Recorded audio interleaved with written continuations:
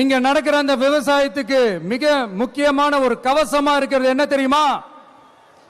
காலிங்கராயன் அணை, காலிங்கராயன் கால்வாய்.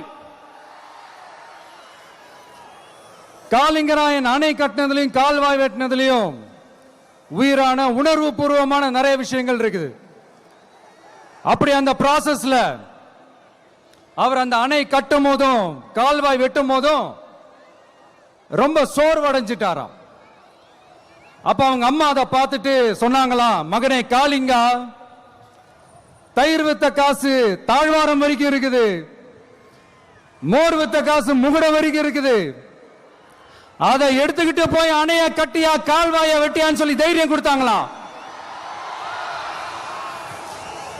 பெத்த அம்மா கொடுக்கிற அந்த தைரியம் இருக்கு பாருங்க, அதை தாண்டி வேற எதுவுமே கிடையாதுங்க.